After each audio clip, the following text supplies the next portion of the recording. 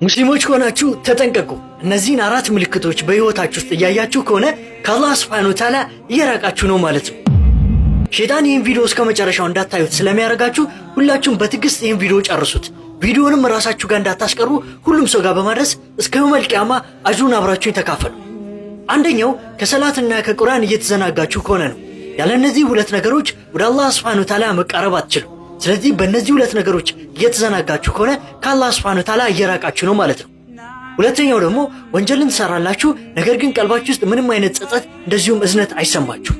እንደዚህ የሆነ ከሆነ ቀልባችሁ ደርቋል ማለት ነው። ወደ አላህ Subhanahu Wa Ta'ala እየተመለሳችሁ ካልሆነ ቀልባችሁ ከደረቀ ደግሞ ትልቅ አደጋ ውስጥ ነው ያላችሁት ማለት ነው።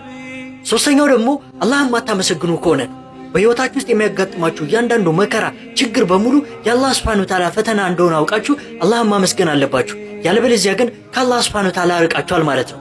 አራተኛው ደግሞ ከቤተሰቦቻችሁ ከጓደኞቻችሁ እንደዚሁም ከምትናራሩት ሰው ጋር ስነ ምግባር ከሌላችሁና የማትግባቡ ከሆነ ይህም ከአላህ Subhanahu Wa Ta'ala እንደራቃችሁ ነው የሚያሳዩት። አላህ Subhanahu Wa Ta'ala ሁላችንም ትክክለኛው መንገድ ይምራን። እንደዚሁም አላህ Subhanahu Wa Ta'ala ከሚወዳቸው ባሮች አድርገን። ሁላችሁም አላሁ ይምራን፣ አላሁ ይማረን በሉ በኮሜንት።